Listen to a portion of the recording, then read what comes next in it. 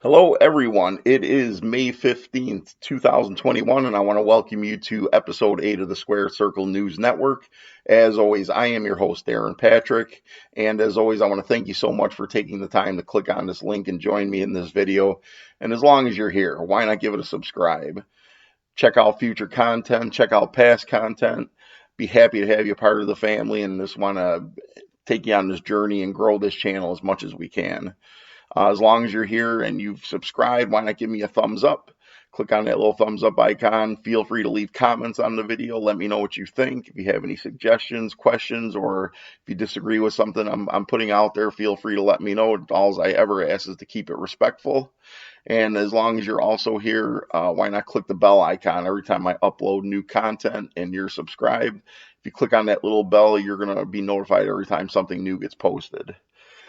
In today's news, I'm sad to report that the world of professional wrestling this past week lost another one of its former superstars. Former ECW standout New Jack passed away of a heart attack.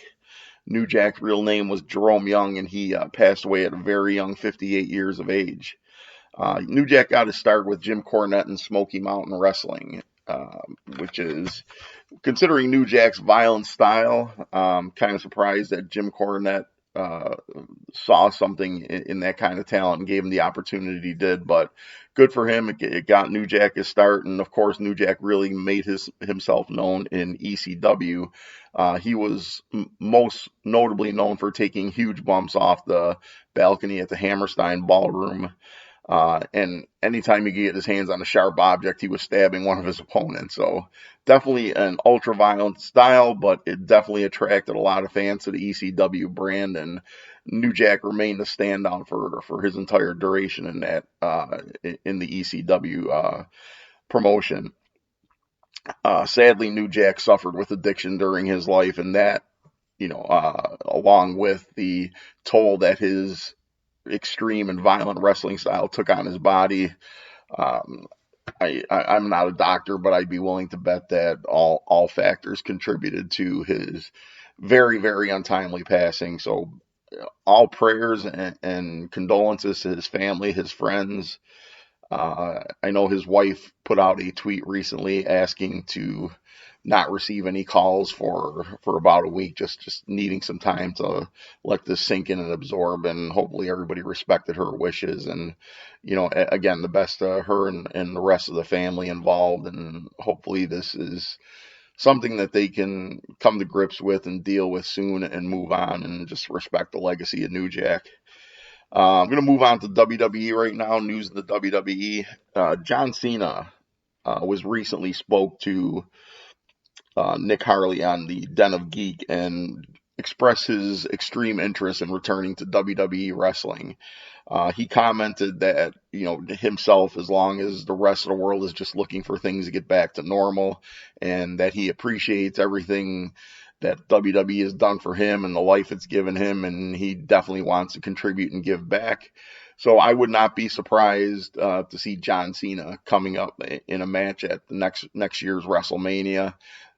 Prior to that, I think it would be a little bit soon, because he is, of course, an actor and he's got a lot of projects going on. And I don't know for sure, but I don't even think he's in the country right now. So Cena has always been an absolute standout for the WWE. I've always been a huge fan of John Cena's in-ring work.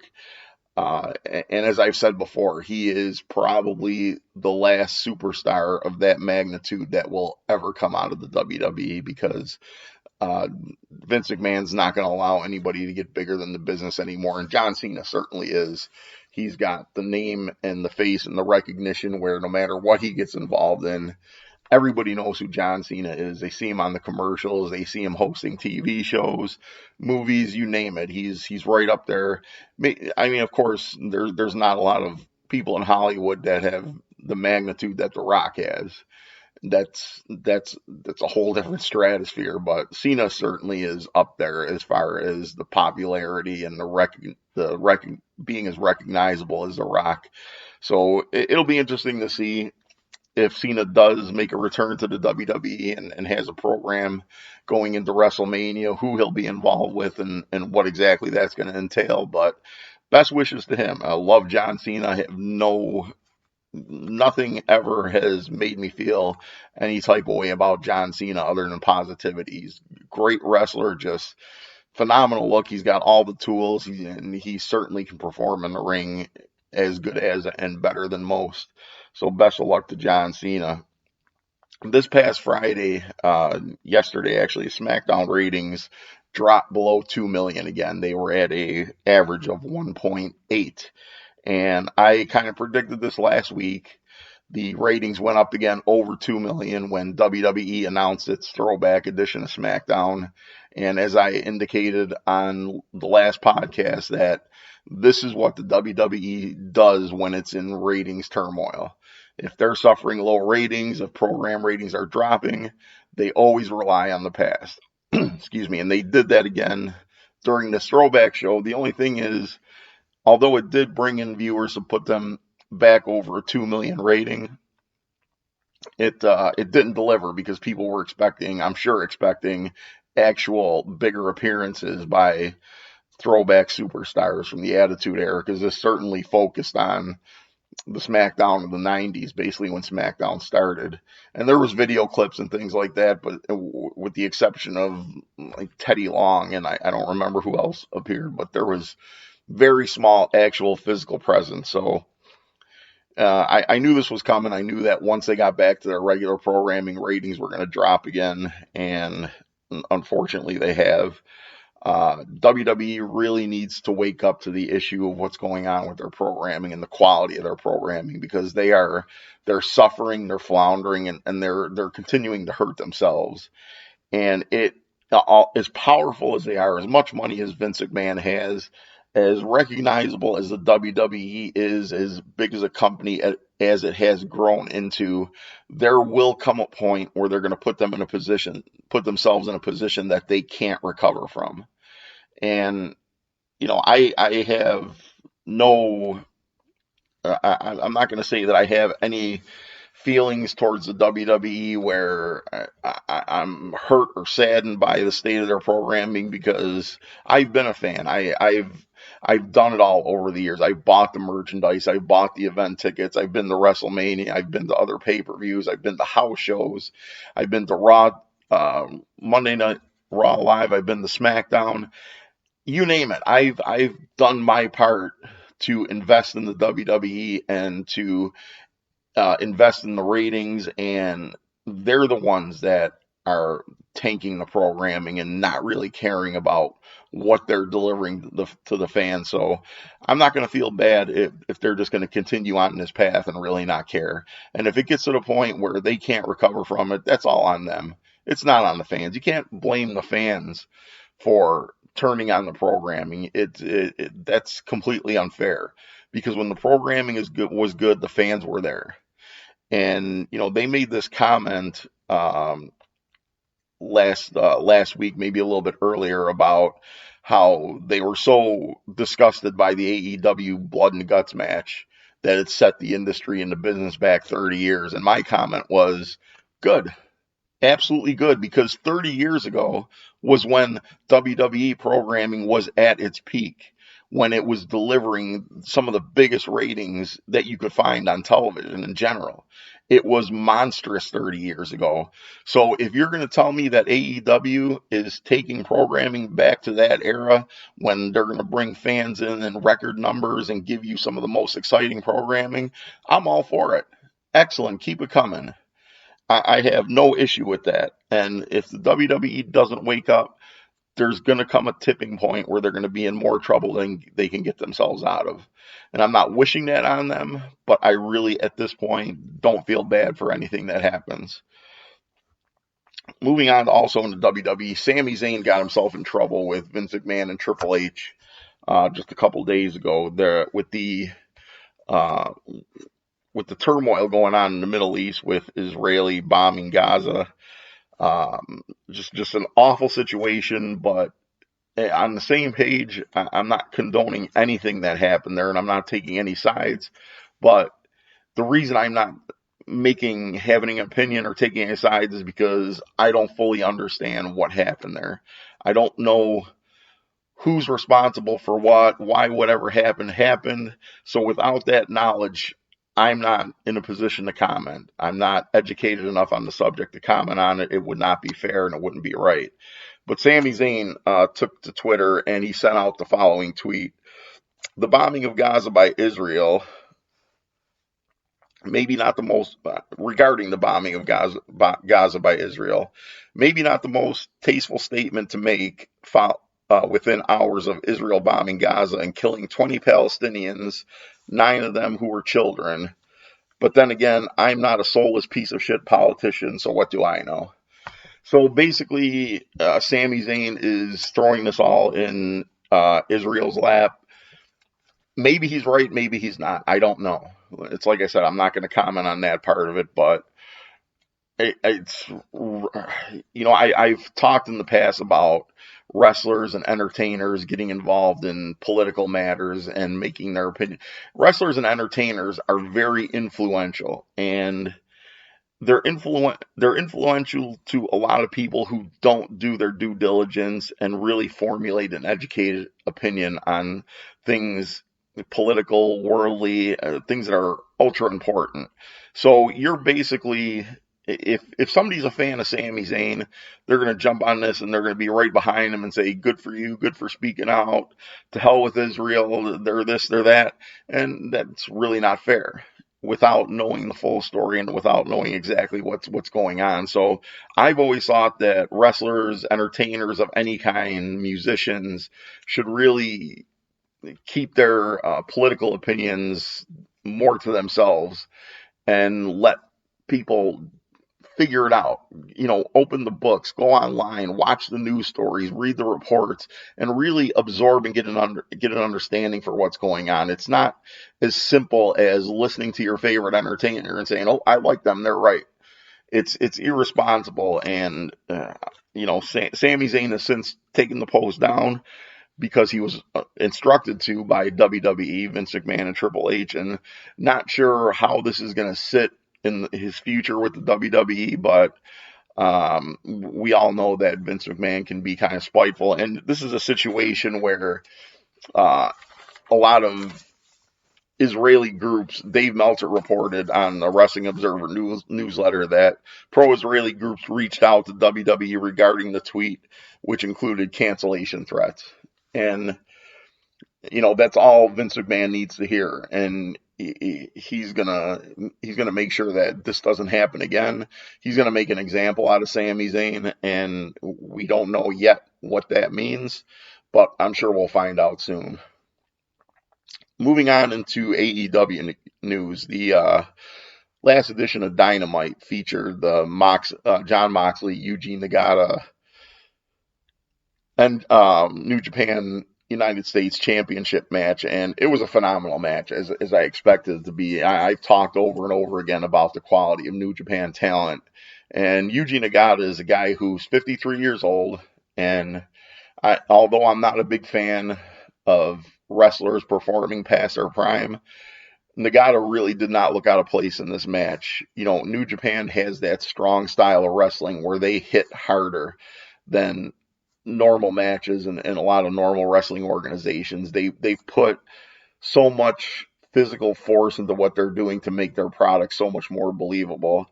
And Nagata still had it. I mean, this was mostly a striking match with Nagata and Moxley, and they were throwing forearms and kicks and punches and clotheslines, you name it. There were some suplexes thrown in there and a couple of submission attempts, but Nagata, as I said, he looked completely capable, competent, and in place in this match, and it got a lot of positive feedback throughout the internet, and I loved it. And with this Forbidden Door being open, I'm hoping that now with AEW going back to a full touring schedule as of July, I'm really hoping that this integration of New Japan talent really escalates. At some point, I would love to see a super show, a cross promotion show between New Japan, AEW.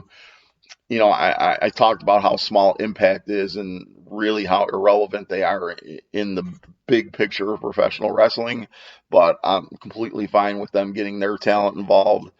I think a card of that magnitude would just be an absolute blowout and really, really, everybody talks about what moves the needle in professional wrestling, and I think that would definitely move the needle.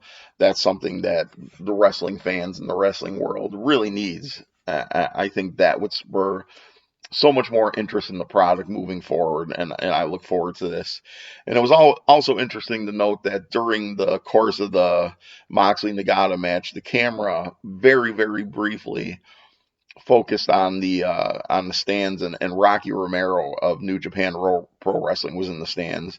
Now, Rocky Romero, if you're not familiar with New Japan or the individual talent, Rocky Romero wears a lot of different hats in New Japan Pro Wrestling. He wrestles, he gets into the ring, not a lot, but when the time is right, when the storyline calls for it, he's a ringside commentator, and he's very outspoken as far as really hammering on the heels. I mean, Rocky Romero just goes to town on Jay White, and it's great. It makes it makes the heels better. It shows the disdain for the heels and the level of what they're doing, and it just overall makes everything so much more believable and realistic. And Rocky Romero is also very on the upper rungs of the ladder as far as the New Japan Strong American programming. So the way the camera focused so briefly on Romero, I wanted to believe that it wasn't that AEW wanted to say, hey, look, Rocky Romero is here, and make a big deal about it. It was so brief and like almost so unintentional that I feel like Romero was not just there to witness the Nagata Moxley match. I think he was there to maybe be in talks with Tony Khan about their future working relationship. And if that's the case, that's a great sign. I think that's just another another step in the right direction, and so looking forward to this, and the future of this working relationship and this forbidden door finally being open. Nothing can really bad come out of this. You've got a lot of great minds at work on this. Tony Khan is a phenomenal booker. He really keeps the continuity and the storylines of AEW on a very linear path. He keeps them moving forward. Very few things fall off the wayside. There's been small things that very early on you could see were just not going to work. They tried, they gave it an effort, and you could see that the fan response was just not there. And unlike the WWE, where when Vince McMahon wants something to be successful, he's going to shove it down your throat whether you like it or not. And no matter how much you boo, it's always going to be on his palate. But AEW is smart enough to recognize when something is just not going to take off, and they kill it and they're done with it. But that doesn't happen often.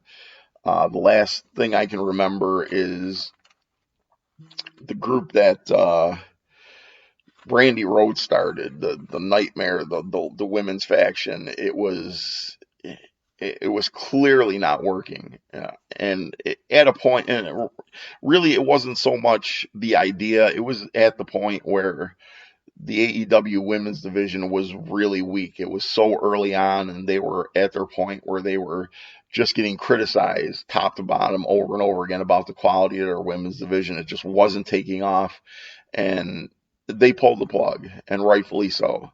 And now they're at a point where it's really turned around. You've got strong players, you've got more quality matches. The Britt Baker Thunder Rosa unsanctioned match did so much for that division that it was really, I don't even want to call that the tipping point, because prior to that things were looking up.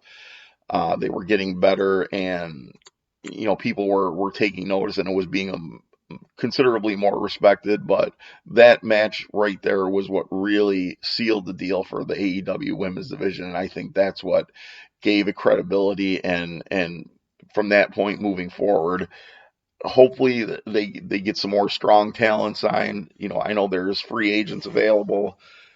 Tessa Blanchard, we've talked about multiple times, and hopefully we can find some closure in the past of what's happened with Tessa Blanchard and get her on a positive journey moving forward and have her be a part of the AEW women's division. I think that would help immensely. And there's some Impact talent that is coming up for contract negotiations and the contracts. And Impact it has been reported as having one of the best women's divisions in wrestling. Impact and WWE are probably the two top women's divisions. And if AEW can scoop up any of that talent, I know Jordan Grace is coming up. Her contract talks are coming up. She'd be a phenomenal addition to the AEW women's division. Whoever that echelon, that type of talent, AEW can get their hands on, more power to them. Again, I think it's safe to say that I will never be a huge proponent or fan of women's wrestling. I watch it just because it's on the show. I don't look for it. I don't seek it out. And I don't see the quality of wrestling that I see in the men's matches. But anything that helps AEW overall grow its brand, I'm all for. And on a side note, I want to talk about this just briefly. I don't want to get sidetracked, but last edition, I talked about the heat that the Blood and Guts match got because of the finish with Jericho and falling on the cardboard platform. I was extremely upset about some of the feedback that was coming from online. Like, a lot of influential podcasters were saying some negative things and bashing this ending. And, I talked about the safety of Jericho, the age he's at. And Jericho, even with the precautions they took, even with that ending, he walked out of that match with a pretty serious injury. But the way I reacted last week, I just want to make it clear that I'm not just defending AEW no matter what they do. I said from day one, yes, I'm an AEW mark. I love what they're doing. I think they're saving professional wrestling. I think they're giving fans that alternative, that option that they haven't had in a very long time. But I'm not just going to blindly support everything that they do. If there is something as minor as Chris Jericho falling on a prepared platform and them having a bad camera angle where you see too much, I'm not going to rant or bash or crush them over this. When you have influence, and I don't, I have nothing yet. This is a startup. This is a brand new channel. But if you're an influential podcaster and you're going in front of your loyal audience, the watchers, the listeners that are there every episode and giving you the likes and giving you the support and going on your Patreon and donating money and doing everything they can to make sure that your channel continues and grows. And you're telling them AEW is garbage because they did this. If you're going to go out of your way to try and hurt AEW because of something so small, you're jeopardizing the future success of a promotion over something completely minor and completely insignificant. AEW is doing what they're doing for the fans. This has been their mission statement from day one. And I believe everything that they're telling me. And they haven't given me a reason not to believe it. Because their quality of programming is there. Their continuity is there. The talent, you hear about this. Every talent that signs there says they've never had a locker room or a backstage environment like they're having in AEW. It's such a family atmosphere. So why would you want to trash them and jeopardize their success just for that shock value and just to step out there and say, hey, I know more than Tony Khan does, and I'm going to criticize him because I wouldn't have done anything like this? Back off. It's a solid program. If you don't like it, don't watch. If you don't like it, don't add to their ratings. I'm fine with that. But if you have some kind of influence, any influence at all, and you're going to go in front of a camera and try and persuade people to feel the way you feel and say AEW is garbage because of this one moment, this couple seconds, it's unfair and it's insane. That's all I'm saying. I'm not asking anybody to follow anybody blindly and just say everything is good, because if AEW does something outlandishly ridiculous, happy to call them on it and say, you know what, that was just a bad move. And I will do that in a heartbeat, I promise you.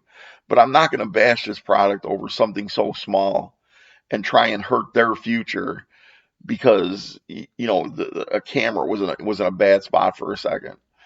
It's just ridiculous. And I'm going to leave that at that. I think I said enough on that. Moving on in AEW news, SE Scoops has reported that Andrade is still in contract negotiations with AEW, and this is something that I think we've been hearing since Andrade was released from the WWE.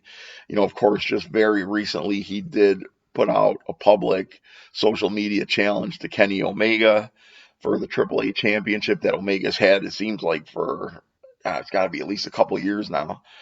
Omega responded by saying that he doesn't have time right now, which I thought was a perfect heel response. But, according to SE Scoops, talks are ongoing.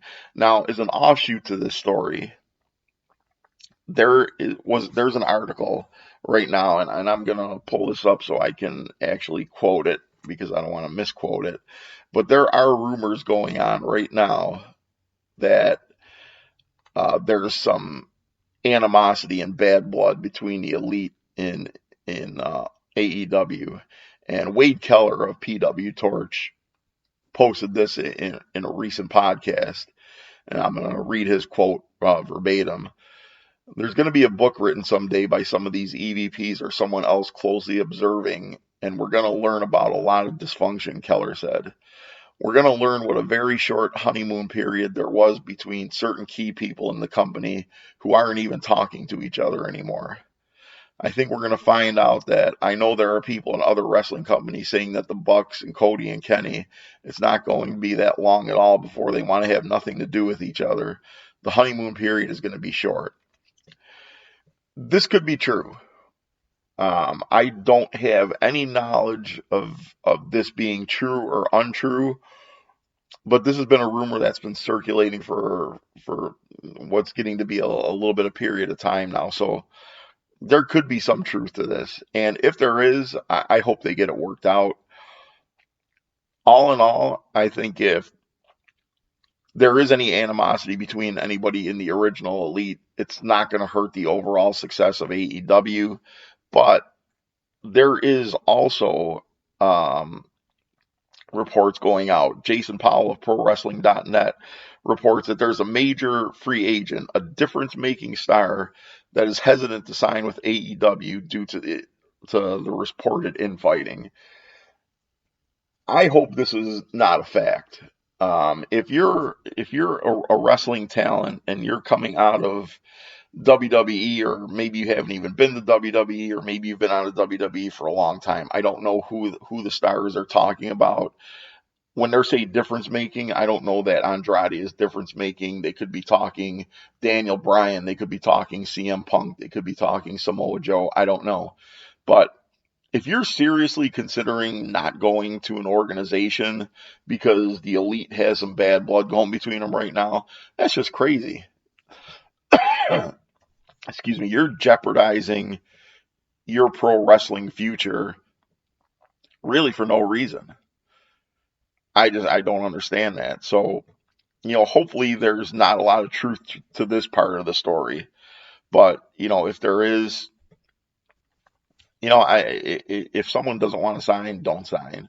AEW will be fine either way. They're always growing. Their programs are always getting better, and it's always nice to have some of the hottest talent free agents on the market. But if someone's going to choose not to be a part of AEW because of rumors and speculation, then that's completely on them. Finally, I'm going to talk a little bit about New Japan Pro Wrestling, and New Japan is postponing their Grand Slam event that was scheduled for May 15th and the 29th, respectively, in Yokohama, Japan. The dates are currently being new dates are currently being finalized, but the reason for the postponing is a total of 9 wrestlers in New Japan Pro Wrestling have been diagnosed with the COVID virus. Excuse me. So, a minor outbreak, and all the best wishes to anyone who is affected. Hopefully, everybody gets healthy and gets better. But we're just going to have to wait and see how this plays out. If this is going to affect any traveling, as far as, again, the forbidden door policy, if this is going to affect traveling, or create another lockdown, it's not really clear yet. Japan has extended their emergency policies regarding the new outbreaks in Japan, not just because of the wrestling, of course, but just in general. But we'll follow this as it goes along, and as soon as I have any more news, of course, I'm going to bring it to you. That's all I've got for today. Again, thank you so much for joining me. Please click the subscribe. Please give me a thumbs up. Leave me a comment. And click that little bell for notifications. Until next time, thank you so much for joining me. And as always, please be good to yourselves and please be good to each other. Thank you.